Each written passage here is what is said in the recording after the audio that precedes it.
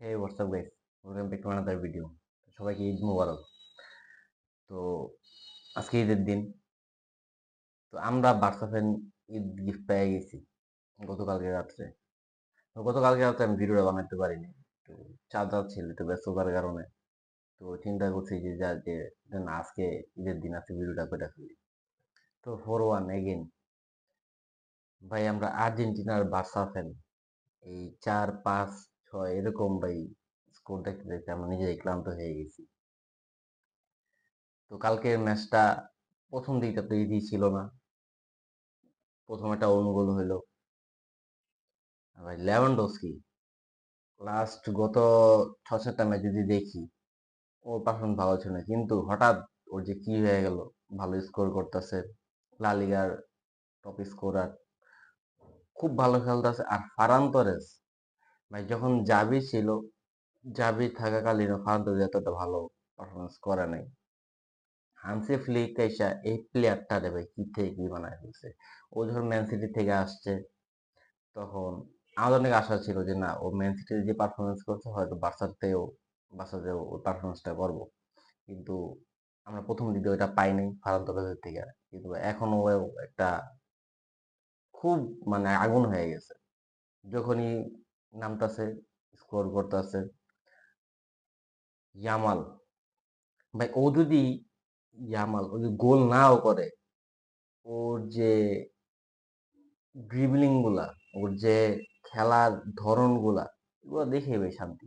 আর কি লাগে, মানে ও যেভাবে খেলে, মেসি স্টাইল যেভাবে মেসি যখন ছিল, মেসি স্কোরের থেকে বেশি পছন্দ করতো অ্যাসিস্ট করা। মেসির পাস সেম। ইয়ামাল, আমি মেসি আর ইয়ামালের মধ্যে আমি তেমন পার্থক্য দেখি না। হ্যাঁ, মেসির জায়গা কেউ নিতে পারবে না, কিন্তু মেসির যে ইয়াং বয়সটা যেভাবে খেলছে, আমার কাছে ইয়ামালটাও ঠিক তেমনই মনে হইতাছে। ইয়ামাল স্কোর করার ট্রাই করে, কিন্তু ও পারে না, বা ফিনিশিং দিতে হয়তো একটু লুজ হয়ে যায়। এটা জন্য অ্যাসিস্টারের দিকে বেশি নজর দিতেছে। খুব ভালো খেলতেছে বার্সেলোনা।